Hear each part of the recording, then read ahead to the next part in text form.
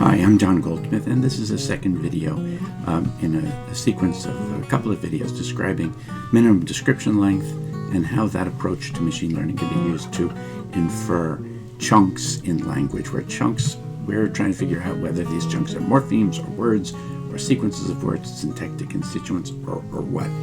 And so in the first video, I explained, I gave you kind of a big picture view of what's happening. I mentioned that this was inspired by work of Carlton Markin, Michael Brandt, work that they did in the CS department at MIT in the mid-90s. The particular approach I'm using here is a simplified version of what they did. I'll talk eventually about why it's simplified, why I think those simplifications are right. In any event, just bear that in mind. It's a simplified version, but the leading ideas are the ideas that they worked on in papers back in the mid to late 90s. So the idea is we start, we have a large corpus from which there are no spaces, in which there are no spaces. And basically what I've done here is read in the Brown corpus, a medium-sized computer-readable corpus. I've removed all the spaces. Programmatically, the computer keeps track where a space was, in order to evaluate how good the algorithm is at any given moment. The goal is to put the spaces back in where they were, and since we begin with a corpus that has the spaces, before we take them out, we remember where they are, so it's easy to evaluate how well the algorithm is doing at any particular time. So we take out all the spaces, and then we begin. We begin with a vocabulary which is just the individual letters that are found in this large corpus. And then we proceed iteratively. We're going to go through several hundred iterations. On each iteration, we consider all pairs of words, all pairs of chunks that we found so far that appear next to one another in a particular order, and we count those up. As it turns out, in the first cycle through it, first iteration, TH is the most common, because the words at that point are just the letters of the alphabet that's used, and TH is the highest count bigram, letter bigram in English, in written English at least. So TH will then become a word. It's entered in the lexicon, and then on the next iteration, we'll have an extended lexicon. I'll walk through this with you, the number of iterations, and you'll get a certain sense of what's going on. So on each iteration, I've chosen that we're going to add 25 words. That's more or less an arbitrary number. So here's an example of the first two sentences in the Brown corpus. The first line is the way it's in the Brown corpus. The second line shows where the spaces were put back in. Let's take a look here. The Fulton County Grand Jury, you can see it didn't find the word jury.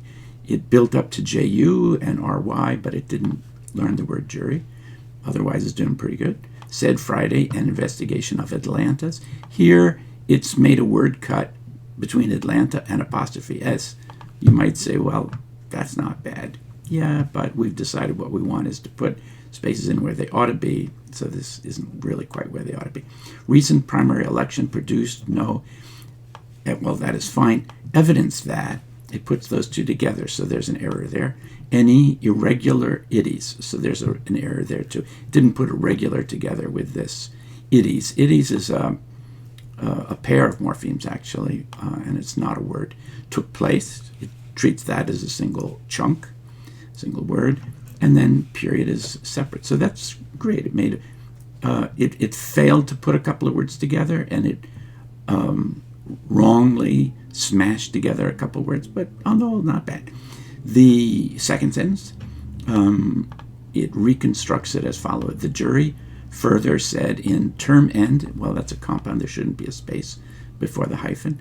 Presentments, that's a word, there shouldn't be a space. That the, well, that's too big a chunk. There should be a space between that and the. City Executive Committee, fine. Which had, no, those three, comma, which and had are treated as a word. That's two errors there. Overall charge of the, no, that's a mistake, should be of the. Election deserves the praise and thank. Sothe, that's an interesting error. S-O-F-T-H-E is treated as one word. City of, That's a mistake. Should be a space. Atlanta, for the, it's a mistake, manner in which the election was conducted. Okay, so we want to understand how did it come to learn this lexicon over the course of several hundred iterations.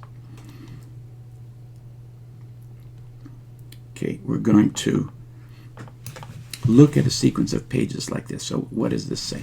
What you see at the top is a table, which I'll update with each iteration that we look at. The first step, we've got an alphabet, a lexicon, and a corpus. The alphabet is just the letters that happen to be in the corpus that we give to the algorithm. In our case here, it's lowercase a to z and uppercase a to z, and the digits, punctuation. Those are the items in the alphabet. It just pulls them out of the corpus. The lexicon in this first step is just the alphabet. We just treat those, we say those are our words. The corpus is fixed ahead of time. It's the brown corpus from which I've removed the spaces. Okay, how long is the lexicon? How many bits does it take to express that lexicon? Turns out to be 534 bits. The plog of the corpus is the sum of the inverse logs of the probability, the sum of the inverse log probabilities of each of the letters, and each of the letters is a separate word. So we sum all of those together. However many letters there are in the brown corpus, each one has a bit cost, and we sum them up and we get this. On the first iteration, the program counts up all the pairs of adjacent letters, and it sorts those by counts, and then it takes the top k is 25 here, so I can fit them all on the screen. So it takes the top 25, and here they are. Some of them are words, actually. He, in, an, on, at. A few of them are words. A few of them are morphemes, like ed and es. And basically, they're all just common pairs of letters. Let's turn to the next iteration and see what we get. Okay, what we see here is in step 2 at the top in the table, we see that the bit length of the lexicon has gone up by 140 or so bits, and those are the bits that it took to incorporate the 25 lexical items that it created in that first iteration. And you can see the plog of the corpus went down a great deal. It went down, about 1 million bits, you see here. And that's because every time those chunks, like th, occurred, the amount of information it took to encode them was cut more or less in half. And so that amounted to a tremendous amount of compression of the corpus. That is, the plog that it takes to express that corpus is that much less. Okay, on the second iteration, here are the new chunks that are discovered. The, ou, al, and, ing. You can see some of these are 2 letters long, some are 2, some are 3, and one of them, tion, is 4 letters long. Those that are 2 letters long are concatenations of items that were present right from the beginning, individual letters. Those that are 3 letters long, like the, are concatenations of 1 letter long items, chunks, and 2 letter long chunks. So like th plus e. And tion is a concatenation of 2 items that were discovered on the previous iteration. So you can see these are still too small to call, a couple of words in there, a couple of morphemes, but just some very small bits of dust of the building blocks of English. Okay, let's move to the next iteration. On the next iteration, we see at the top where things stand. We've increased the bit length of the lexicon, the number of bits it takes to encode all of these words that we've discovered so far. I say words, but words in quotes, these chunks. 851 bits. And we've decreased the size of the corpus in bits, not as much as we did the first time, but still quite a bit. On the next iteration now, we find words, we find these new chunks. For, id, wi, o, ad, si, ver, of the. Now, okay, of the. that's an important error. It's important for us in trying to understand how the system works, both the good and the bad, to notice that here already on this essentially third iteration, it's already discovering pieces, now a piece, that's too big. It's actually two words put together. Okay. Down here we have Asian. We discovered shun on the previous iteration. Now we've discovered Asian. And so actually now the frequency of shun is going to drop down because every TION that followed an A is no longer a TION. It's now an ATION. We've discovered the with a capital T because lowercase and uppercase T are kept separate. I didn't lowercase anything. And other than that, not a whole lot of anything all that interesting. Let's turn to the next iteration. On the next iteration, we see the cost for what it costs to put those words in from the previous iteration. As you can see, it's 1,000 bits and a little bit, 1,052. And that decreased the inverse log probability of the corpus, the number of bits in the plug, decrease it by some, 430,000 bits. We look at the chunks that are discovered on this iteration. Well, there's a word with there. For the first time, we see punctuation showing up. We've got comma and, which is an error, of course, but a lot of ands are preceded by commas. We've got S comma. S is a very common word final. It's common as a word final letter, and it's also common as a word final morpheme. And so both S comma and S period are quite high in frequency. So it's this high in frequency which is having an impact on what the chunks are that the system is seeing. Now, don't assume it's going to be doing the same kind of thinking once it's really gotten the hang of the language, but for now, these are the big effects. All right, let's skip ahead 10 iterations and see what we've got. After 10 iterations, you can see the corpus is now up at 2,443 bits, and the plug of the corpus has gone down to 13.3 million bits. And what are we discovering here? We've got a word like capital I and in with a capital. We're going to be seeing more of those capitalized words. We've got some good words like some and who, capital he. Got some morphemes like URE and ANCE and TY. Now here we've got an especially interesting chunk here, EDTHE. So it's ed plus the, could have been picked up in a phrase like jumped the fence or something like that. So imagine that, jumped the fence. You might think we'd like to learn jumped, and we would like to learn it as a word. But if you're building up, you've learned ED, you've learned THE. These are both high-frequency chunks. They're morphemes, in fact. And they occur next to each other. Why? Because verbs can end in inflectional morphemes like ED. And noun phrases which follow verbs can begin with the determiners, which are high in frequency, like THE. So EDTHE occurs often together, but it's a kind of a grammatical mismatch. It's an ill-born child. But it's only reasonable that this algorithm is going to discover this at this point. And of course, it'll be of great interest to see if it can back out of this error and fix it. We'll take a look at that. So we've got these EDTHE, and we're going to see lots more things like this. In fact, on the first two sentences that we looked at, we already saw some of these. Okay.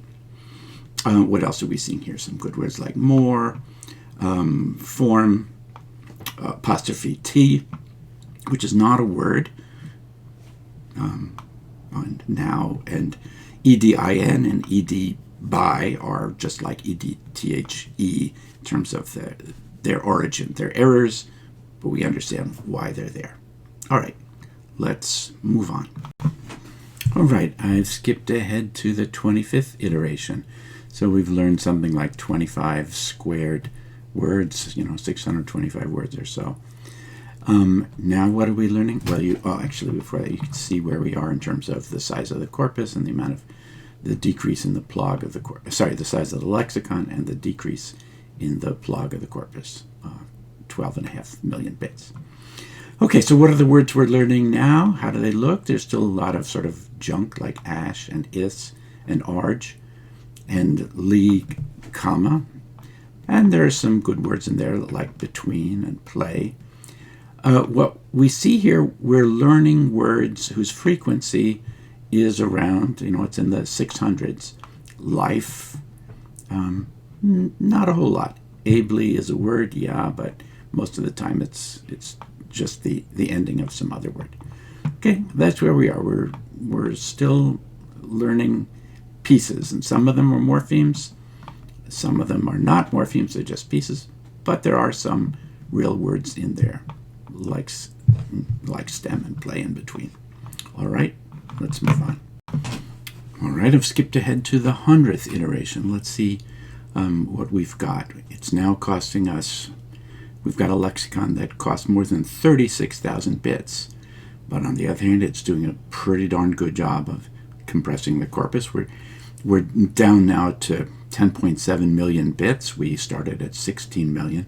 So, that's 5 million plus. That's almost, almost a third that we've cut the size of the entire corpus, costing, and at the cost of only 36,000 bits.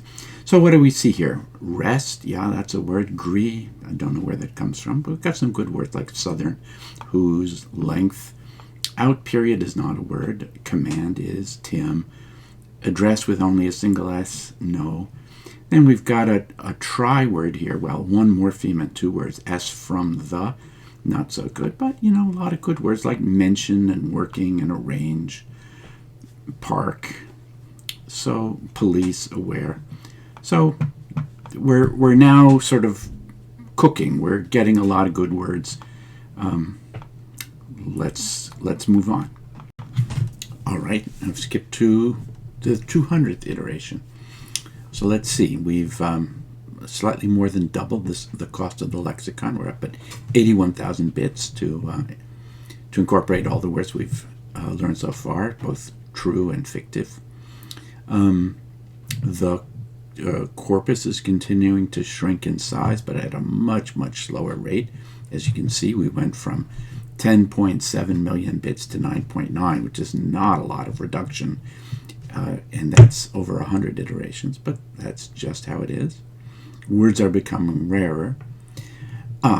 It's important to bear in mind the effects of Zipf's law are huge here, because as we look at words of lower and lower frequency, we find more and more of them. So bear this in mind. Most words occur very rarely. There may be close to half of the words in a corpus which only occur once. And this method, as it's described here, is not going to find them. That's going to be an issue to look forward to in not a good way. So we're looking here, at this iteration here, we're looking at chunks that are being discovered, which occur 54 times. But if a word occurs 54 times in a corpus, it's really quite a common word. Well, let's take a look at some examples of words that are picked up. So Frank is picked up. President Kennedy, which of course is not a word, but it's a high frequency chunk, a multi-word expression in this corpus. Interesting, yes, that's a good word. Virginia, good word. Welve, of course, is not a word. It obviously is a part of 12. Shadow is a good word. And we've got a couple of two-word chunks here, like attempt to and so forth.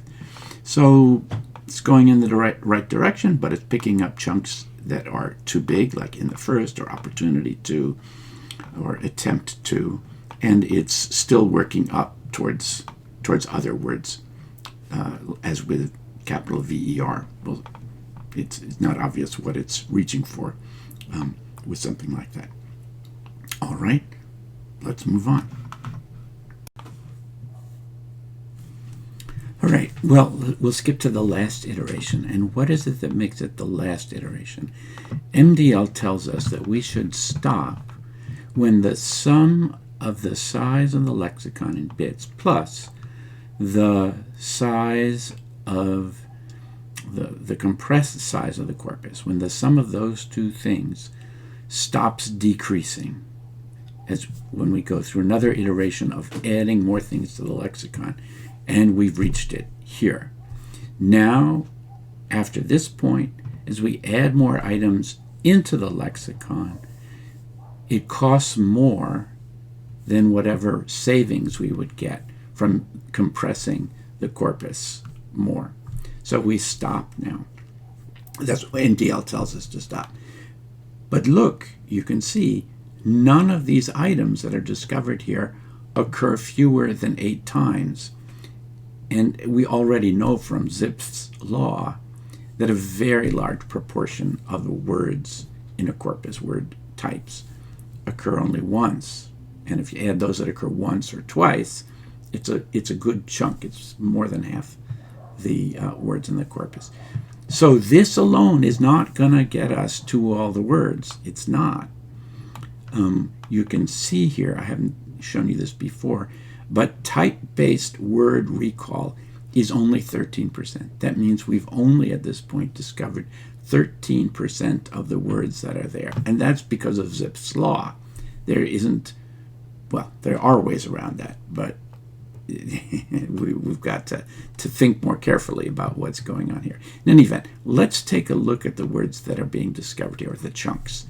And as we can see, most of them now are much bigger than words. For more than, carcass, more effective, caused by the memory period, sharply period, lots of words here followed by periods, or Robert preceded by a comma, and the like. Okay, Mr. Justice Frankfurter on the stage. Lots of good stuff, but we've moved on. We're learning things bigger than words, and it's going to take us a long, long time before we get down to things that only occur once. And we won't even be able to say that everything that only occurs once is a word, far from it. So we're getting down to kind of scraping the side of the barrel for what MDL can do for us in this simple and straightforward way. All right, so it's time to stop, and it's time to look more carefully at what we've got. So, for example, we saw early on that we were learning a lot of chunks that consisted of like ed, a word final, a verb final morpheme, followed by the first part of a noun phrase, for example, like the, or like a preposition, which would be the first part of a prepositional phrase that might immediately follow the verb. So let's take a look at how such things are being treated by this word learner. And the way we're going to do that is we're going to look at something else. I haven't shown you this up to now. We're going to look at how the lexicon changes over time. So, all right, let's just stop and take a look at it, and I'll explain to you what we can see by doing that. Okay, let's take a look at the first thing that we can see that'll help us understand the dynamic of this over the time that it takes, so to speak, the number of iterations it takes in order to learn, and in some cases unlearn, the correct answer. So here what you see is a list of alphabetical words. I just started with abilities. Goes down here, and then it continues up here. I just put these two columns side by side so you can see a little bit more. What you see here is a pair of columns. The left column is an iteration number. The right column is the counts of a particular chunk that we're looking at. So the first one is abilities, and you see the first iteration number here is 31. That means it was iteration number 31 in which the word abilities was first discovered, and it was discovered there were 32 occurrences of abilities that it uncovered. But the next iteration, it found 62. Typically, this is what happens once it's discovered a word, and then it recalculates the probabilities. Then on the following iteration, there'll be a lot more of that word discovered because its probability is now so much higher. So on iterations 31 and 32, the word abilities came in, basically. And then on iteration 42, 22 of them were lost. So something took it away. Something grabbed a bunch of abilities. What could it be? Well, there are lots. We can talk about that. On 45, the same thing happen, more were taken away. This happens a lot. When a word begins to lose counts, typically because it was inappropriately analyzed, as it loses counts, it loses its grip on those where it won before, and other words can come in and grab the leftover letters, so to speak. And then on iteration 51, well, it lost one. One doesn't really count for much of anything. Okay, the word ability came in on iteration 7. There are 258 of them. So ability came in long before abilities. Not a surprise, I suppose. It went up a little bit. And then, as you can see, it goes down. Some of this is just jiggle here. Iterations 22, 25, 26, 27, 28, 29. It's jiggling around a little bit after 26. Okay, ability came in at iteration 86. Ability with a period came in at iteration 42 with 21 occurrences. And that's, no? Yeah, that's what happened here with iteration 43. You see the count for ability dropped from 129 to 108. And this happened when the punctuation was added to it. Okay, ability and came in at iteration 69 with 11 counts, and then on the next iteration went up to 15. And so those occurrences took away counts from ability, right? So ability was a freestanding word. Then there were enough occurrences in which they followed by and that the program decided this is an even better chunk, ability and so then it took away counts from ability in doing that. Ability of, same thing. It came in on iteration 25 with 43 counts. And, well, you can see that's what happened here. Ability lost